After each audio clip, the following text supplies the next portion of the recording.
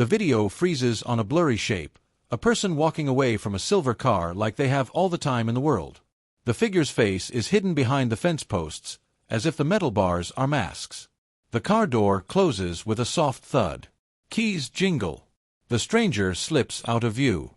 A moment later, the screen turns back to the empty parking lot, the car sitting there alone under a bright Florida sun.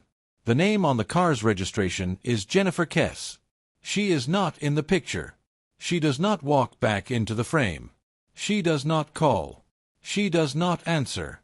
The room goes quiet as family and police stare at the paused image, hearts pounding in their chests. Who is that person? Where is Jennifer? And why does it feel like the video is hiding the one thing everyone needs most, the face? 2 days earlier, life feels normal, bright, and warm, like most mornings in Orlando. Jennifer is the kind of person who plans things. Her friends say she's steady. Her family says she's sunshine. She has a new condo she's proud of, a job she's good at, and trips marked on a calendar with colorful dots. Her phone is full of texts about dinner, gym schedules, and a joke about someone's silly shoes. Nothing in those messages looks like danger. Nothing hints at a storm. She wakes up early, as she always does. The coffee maker clicks on. A mug steams. She leaves a tiny ring on the countertop, one of those everyday marks that prove someone was there, living, laughing, moving through time. She takes a quick shower, picks a simple outfit, and stands by her front door to check her bag. Keys, phone, wallet, ID. She is careful, but not afraid. Why would she be? It's Tuesday. It's Florida. The sky is blue. A neighbor sees her car later that day, a silver sparkle turning out from the lot. She is on her way to work. She listens to the radio, a song she knows by heart. At a red light, she taps the wheel and smiles at the chorus. When the light turns green, she glides forward. She's thinking about a meeting she has, about lunch plans, about calling her parents in the evening to say hello. These are small thoughts. Soft thoughts. Safe thoughts. After work, there are more texts. Made it home. Talk later. So tired, Elle. The kind of messages you send without thinking because life keeps moving. She sets out clothes for the next morning. She places her shoes by the door. She puts her phone on charge. The screen lights up once, then twice, then rests. The condo is quiet. Outside, a warm wind passes the palm trees, and a streetlight paints silver lines on the pavement. Somewhere in the building, a TV mumbles. Somewhere in the city, a siren wails and fades. Ordinary sounds, ordinary night. Morning comes again. Coffee. Shower. A plan to leave for work at the usual time. But this morning is not like the others, and no one in the world knows it yet. Minutes tick by. A clock says it's time to go. A car door should open. An engine should start. But a tiny seam has opened in the cloth of the day, so small you could miss it if you blinked. A call from her family goes to voicemail. A friend sends a "you up" message and watches the typing bubbles appear and vanish, then nothing. The condo stays too quiet. The mug from yesterday still sits on the counter with its faint ring. Her bed looks made but not slept in, like a hotel room between guests. It's subtle. Easy to ignore. Until it isn't. The first panic is soft, almost polite. Maybe she's in a meeting. The second panic has a sharper edge. She would have called. The third panic lands heavy. This isn't like her. Her family's voices get tight. Her friends write longer messages. The space between hope and fear gets thin and stretchy, like it might tear. They call again. They call the office. They call anyone who might know anything. Have you seen Jennifer? Did she text you? Did she say she was going somewhere? Answers don't line up. Times don't match. The day keeps moving, but the feeling in everyone's chest stops and holds. They go to her condo. They knock. They wait. They knock again. Inside looks normal, too normal. Shoes by the door. A damp towel on a hook. The phone charger plugged in. Makeup on the sink, open like she'll be back in a second. It is a picture of pause. Someone was here, and then they were not. The police come. They take notes, careful and calm, asking simple questions with kind voices. When did you last speak to her? What car does she drive? Who would she be with? They walk the rooms, eyes quiet but busy, looking for what's there and what isn't. A window is locked. A door is shut. The bed is neat. Nothing looks broken. Nothing looks wild. But the air feels wrong, like a song just went off key. Outside, the Florida sun keeps shining. Neighbors lean on railings and talk in small circles. A few remember seeing Jennifer's car. One person thought they heard a door close earlier than usual. Another thought they saw someone walking near the lot at an odd time.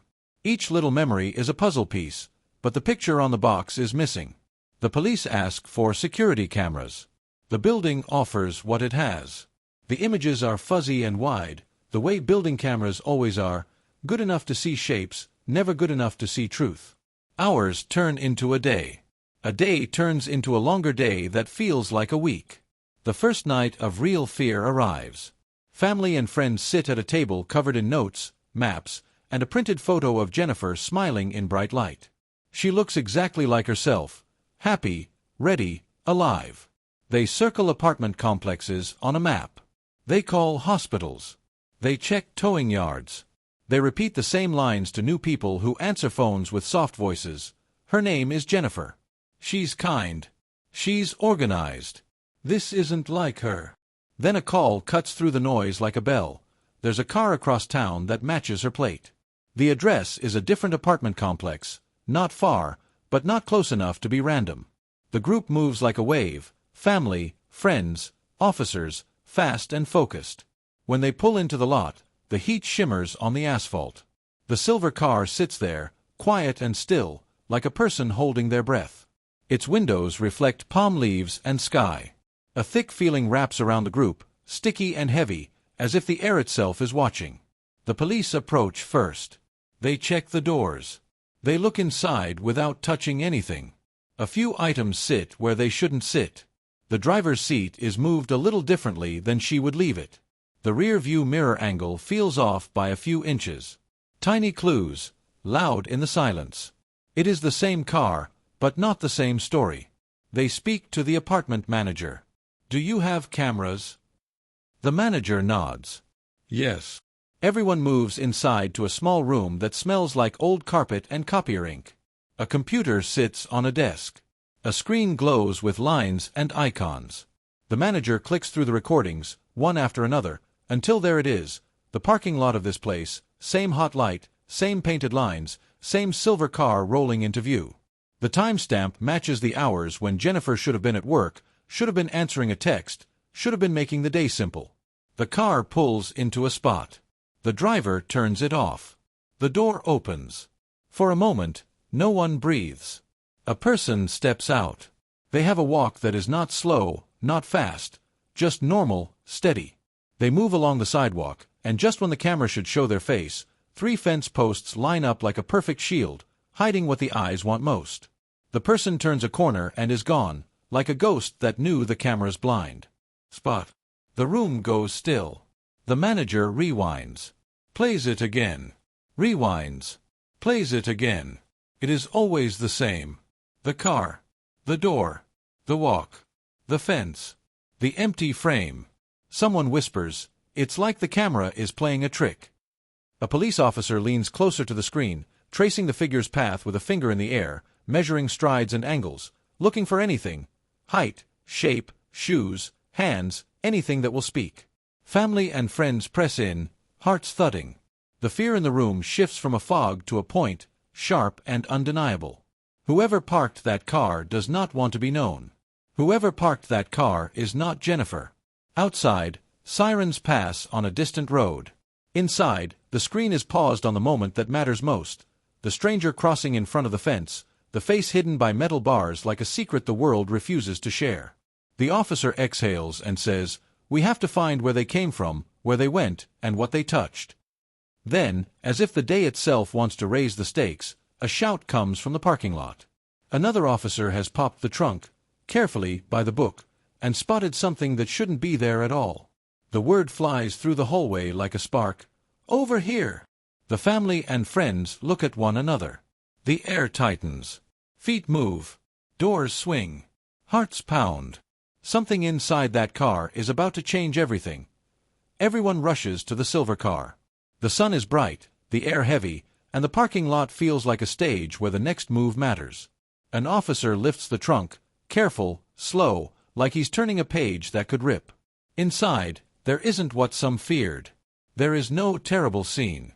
Instead, there are ordinary things that feel strange because they are not in the right place.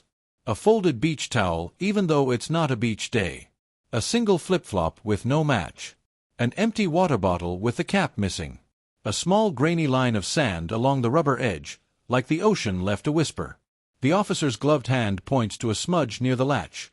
Wiped, not wiped, as if a person changed their mind while touching it. He nods to the others. Bag it all. Relief and fear crowd the same space. Nothing awful. But also nothing simple.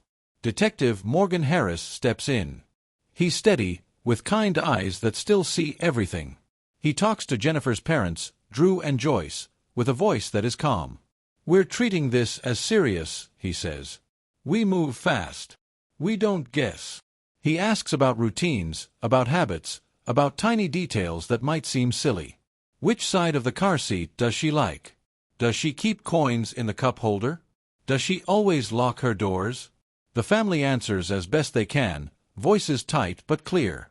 Her brother, Logan, squeezes his fists and watches the trunk close like the last note of a song he can't stand to hear. The detective sends officers to knock on doors around the complex. People answer with sleepy faces, then wake up as the questions land. Did you see this car yesterday? Did you hear a door open before sunrise? A man who walks his dog at dawn says he noticed the silver car arrive very early, too early for work. A woman on the second floor says she heard shoes on the sidewalk, a normal pace, no rush. No yelling. No engine revs. Just soft sounds, like someone doing a plane thing at a strange time. Every little bit is written down. Back at Jennifer's condo, another team looks again. They walk the rooms like they're reading a book for the second time, looking for words they missed. The bed is still neat. The towel is still damp in a way that says, recent but not just now. On the bathroom counter, her favorite necklace is missing from the small tray where it usually sleeps. Her makeup bag is open, a brush halfway in. In the kitchen, 2 coffee rings sit on the counter, one from yesterday, faint and dry, one from this morning, newer, a little sticky at the edge. The detective stares at the rings. "This is the kind of detail that tells time," he murmurs. He makes a note. Someone stood here this morning. That means she woke up. That means she started the day. So where did the day bend? He checks the front door. The lock shows no scratch. The peephole is clean. He opens the door and closes it slowly, listening to the click. It's the sound of normal life, except life isn't normal. He peers through the blinds to the parking lot below. From this angle you can see people come and go. If a person waited for someone, they could watch from here. He turns back to the room. We need phone records, card taps, camera angles, the works. At the police station, time becomes a machine. Calls multiply. Screens fill with maps and lines. A big city map on the wall gets colored pushpins. Condo, car, camera. A green line marks the shortest drive between the condo and the place where the car was found. A yellow line marks a different path.